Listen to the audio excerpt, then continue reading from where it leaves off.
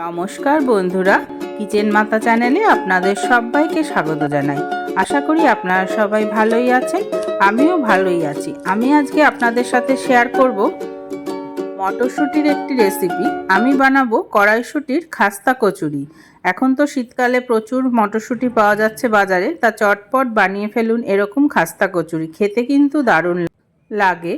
তার জন্য আমি নিয়েছি দেখুন 2 কাপ মটরশুঁটি, তার মধ্যে একটু আদা, কাঁচা লঙ্কা আর খানিকটা ধনেপাতা নিয়ে এরকমভাবে একটু ছিঁড়ে দিয়ে দিলাম। আমি দেশি ধনেপাতাটা ইউজ করছি, এতে ফ্লেভারটা ভালো হয়। তার সাথে দিয়ে দিলাম 1 চামচ মতন নুন। 1 চামচ মানে ছোট চামচের 1 চামচ, কেন নুনটা পরেও ইউজ হবে। এবার একটা কড়াই বসিয়ে তাতে 2 টেবিল চামচ মতন সাদা তেল দিয়ে দিলাম। তেলটা গরম হলে এর মধ্যে দিয়ে দিলাম কালো জিরে আর হিং ফোড়ন।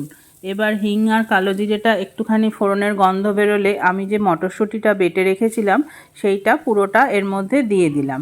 এইবার এই মটরশুঁটিটাকে ভালো করে কিন্তু কষতে হবে।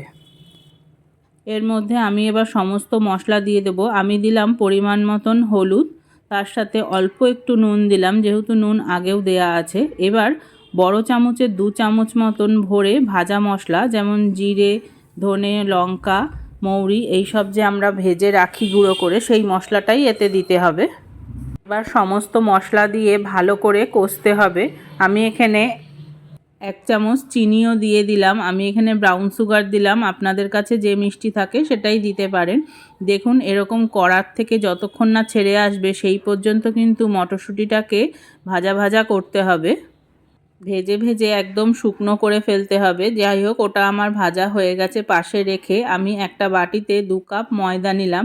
এটা কিন্তু আটা দিয়ে হয় না, এটা ময়দা দিয়ে করলেই ভালো হয়। এবার ওর মধ্যে 1 চিমটি হিং আর একটুখানি নুন আর দিলাম একটুখানি জোয়ান। হাতের মধ্যে এরকম ডলে জোয়ানটা দিলে জোয়ানের ফ্লেভারটা ভালো হয়। এবার এর সাথে আমি দিচ্ছি 2 টেবিল চামচ ভরে ভরে ঘি।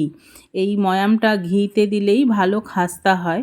যদি আপনারা ঘি অপছন্দ করেন, সাদা তেলও দিতে পারেন, ঘি দিলেই কিন্তু বেশি ভালো হয়। এবার ভালো করে হাতের সাহায্যে ময়ামটাকে ভালো করে ডলে ডলে নিতে হবে। ঘিটা ময়দার সাথে মিশিয়ে নিয়ে এরকম দেখবেন যদি দলা পাকিয়ে আসে, তখন বুঝবেন ময়ামটা আপনার পারফেক্ট হয়েছে। যদি ওরকম না হয় তাহলে আরেকটুখানি ঘি বা তেল দিয়ে নেবেন। নিয়ে এবার অল্প অল্প করে জল দিয়ে শুকনো একটা ডো বানাতে হবে। আর ময়দাটাকে কিন্তু খুব বেশি ডলে ডলে মাখবেন না, এরকম একটুখানি আধমাখা মতোই থাকবে। দেখুন আমার ডোটা যেরকম আছে, পুরো মোলায়েম করে ফেলিনি আমি, ওইভাবে করেই ঢাকা দিয়ে রেখে দিতে হবে। এবার পুরটা ঠান্ডা হয়ে গেছে, তার থেকে আমি এরকম ছোট ছোট আকারে বল পাকিয়ে নিচ্ছি, এতে পুরটা ভরার সময় সুবিধা হবে।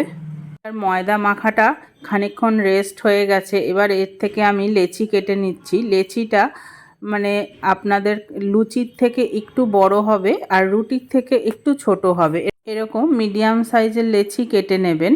নিয়ে এবার সমস্ত গোলাগুলো আমি পাকিয়ে নিচ্ছি ভালো করে।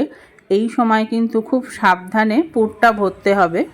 পুরটা ভরে ভালো করে মুখটাকে আটকাতে হবে। দেখুন এরকম বাটির মতন শেপ করে নিয়ে তুলে তুলে ভালো করে দেখুন মুখটাকে এরকমভাবে আটকে নিয়ে গোল করে ঘুরিয়ে ঘুরিয়ে ভালো করে কিন্তু আটকাতে হবে।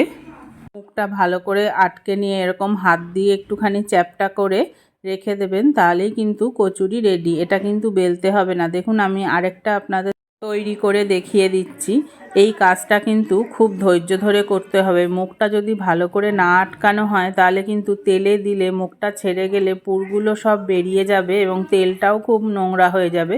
দেখুন এরকম হাত দিয়ে চেপে চেপে গড়ে নিতে হবে। আমি 5টা গড়ে নিয়েছি। এবার তেলটা দেখুন, তেলটা একদম কিন্তু কম গরম থাকবে, সেই অবস্থায় কিন্তু কচুরিগুলো তেলে দিতে হবে। আর আঁচটা কিন্তু একদম লো টু মিডিয়াম রাখতে হবে। হাই ফ্লেমে কিন্তু একদমই ভাজা যাবে না, তাহলে কিন্তু কচুরি একদমই খাস্তা হবে না। দেখুন এরকম তেলের মধ্যে অল্প অল্প বাবল উঠবে, সেই অবস্থায় কিন্তু কচুরিগুলো দিতে হবে। আর এগুলো ছেড়ে একদমই এতে এখন হাত দেওয়া যাবে না। যখন ভেসে উঠবে তেলের ওপর 4-5 মিনিট মতন থাকার পর কিন্তু আস্তে আস্তে ভেসে উঠবে। যখন ভেসে উঠবে তখন কিন্তু এটাকে উল্টাতে হবে। দেখুন আমার এবার ভেসে উঠেছে, 4টে ভেসে উঠেছে, একটা কিন্তু এখনও নিচে রয়েছে তেলের।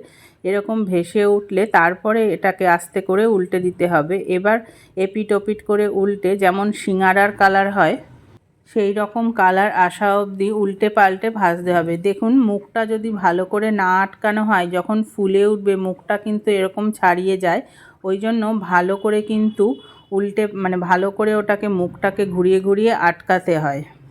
আমার কচুরিগুলো লাল করে ভাজা হয়ে গেছে, এবার আমি তুলে নিচ্ছি একটা একটা করে। তাহলে তৈরি হয়ে গেল আমার খাস্তা কচুরি। আমি আরেকটা ব্যাচ আপনাদের ভেজে দেখাচ্ছি। তেলটা যদি খুব গরম হয়ে যায় তখন কিন্তু গ্যাসটাকে বন্ধ করে দিয়ে কচুরিগুলো ছাড়তে হবে। তা দেখুন আমার খাস্তা কচুরি একদমই রেডি। আপনাদেরও যদি রেসিপিটি ভালো লেগে থাকে একটা লাইক অবশ্যই দেবেন, আর আমার চ্যানেলটি কিন্তু সাবস্ক্রাইব করতে ভুলবেন না। তাহলে আজ আসি, নমস্কার।